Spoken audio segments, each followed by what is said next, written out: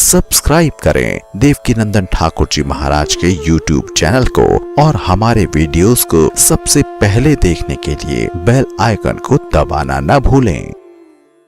गजानन भूत गणाधिसेवतम कपित जम्बू फलचारुभक्षणम उमासुतं शोकविनाशकारकं नमामि विघ्नेश्वरपादपङ्कजम्।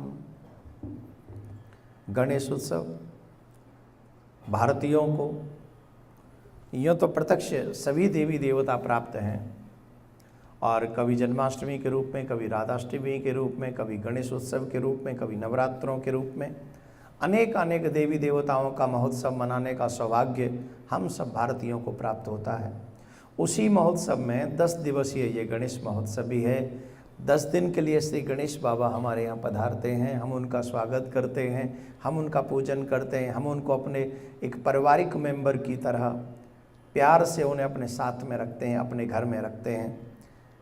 बड़ा उत्साह भी होता है, बड़ा उत्सव भी मनाया जाता है। बड़ा ऐसा लगता है जैसे घर में आज हमारे दीपावली मनाई जा रही है, होली मनाई जा रही है।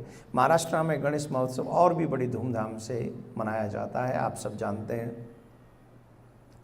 लेकिन एक दिन वो प्रतिक्रिया भी प्रारंभ होती है कि एक दिन गणेश जी आते हैं और एक दिन गणेश जी जाते हैं, जिसको हम गणेश विसर्जन महोत्सव कहते हैं।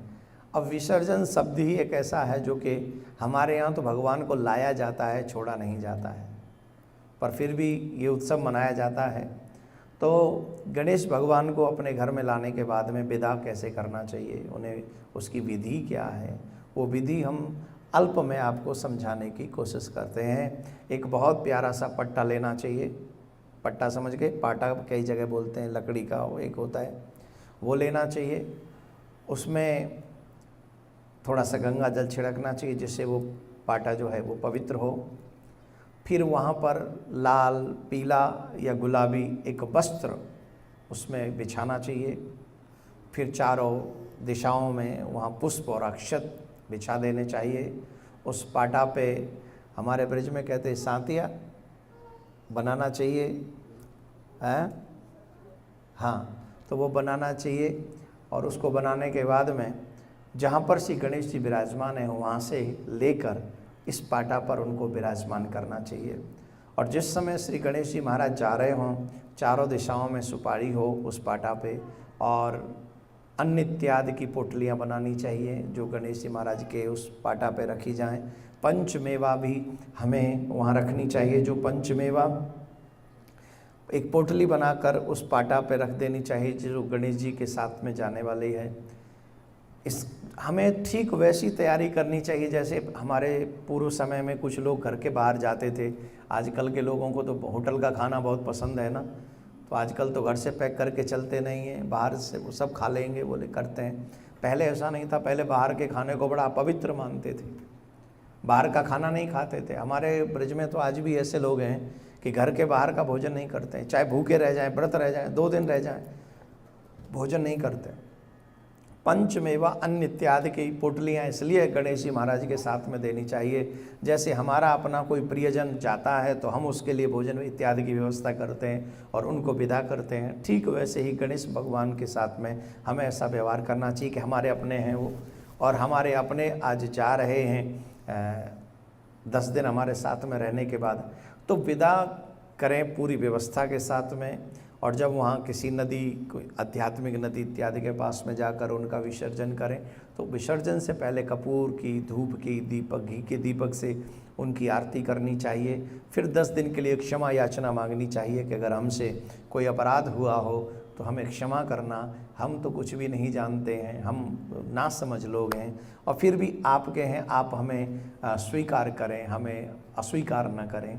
हमारी जो भी गलतियां हुई हों उन्हें क्षमा करना, लेकिन अगले वर्ष फिर तुम जरूर आना गणेश बापा, गणपति बापा।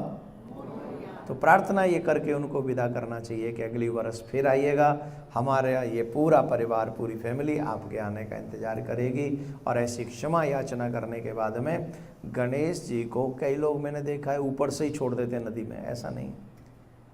अगर या आप अपना कहते हो तो बड़े प्यार से धीरे धीरे धीरे धीरे उनको जल, एक तरीके से कहेंगे जल समाधि देनी चाहिए। और एक और चीज़ मैं यहाँ पर बता दूँ, केमिकल युक्त गणेश जी की छवि आप जल में न डालें।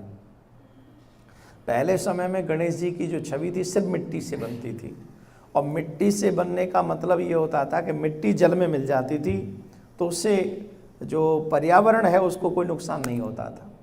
आजकल की समस्या यह है कि हम केमिकल युक्त गणेश जी की छवि बनाते हैं, तो एक से एक बड़ी बड़ी छवियां बनाते हैं, पंडाल सजाते हैं, एक दूसरे को दिखाते कि तुमसे बड़े हमारे गणेश जी। अरे गणेश जी तो बाबा भोलेनाथ के बच्चे ही हैं, तो हमें बड़ा दिखाने की ज़रूरत नहीं, श्रद्धा बड़ी रखनी चाहिए। आपको ये भी ध्यान रखना है हमको गणेश विसर्जन से पहले कि हमारे गणेश जी, वैसे अब तो विसर्जन का ही समय है, ये बात नेक्स्ट ईयर शायद आपके काम आ जाए, कि हमें गणेश जी मिट्टी के ही बनवाने चाहिए, जिससे जल को कोई नुकसान ना हो, पर्यावरण को कोई नुकसान ना हो। और मिट्टी के गणेश जी बनने का एक लाभ है कि फिर वो जल के बाहर भी आकर गणेश जी की जो छवि है वो एक विचित्र दृश्य में आपको दर्शन नहीं देती है। आपने कई बार देखा होगा, हम लोग गणेश जी बड़ी लंबी चौड़ी संख्या में प्रवाहित कर देते हैं और आप प्रवाहित करके चले आते हैं, फिर नदी पे, समुद्र के तट पे गणेश ही गणेश, उस स्थिति को आप देखना नहीं चाहते। तो अगर गणेश भगवान को आप प्रेम करते हैं श्रद्धा से, तो केमिकल युक्त गणेश नहीं और सिर्फ मिट्टी से बने हुए गणेश जी आप लोग अपने घर में लाया करें और उनकी खूब श्रद्धा से महोत्सव मनाया करें। आप सबको गणेश महोत्सव की बहुत बहुत बधाई। और ये जो ज्ञान आपको मिला है इसे ज़्यादा से ज़्यादा लोगों तक पहुंचाया करिए, क्योंकि धीरे धीरे हम सब छोटी छोटी चीज़ें ही सही सीखते हैं, पूरे जीवन भर सीखते हैं। और सबसे बड़ी बात है कि पर्यावरण की भी जिम्मेदारी हमारी ही है। बोलो राधे राधे। जोर से बोलना पड़ेगा और जोर से बोलना पड़ेगा। अभी जय हो इंडिया ऐप इंस्टॉल करें और पूज्य श्री देवकी नंदन ठाकुर जी महाराज को फॉलो करें।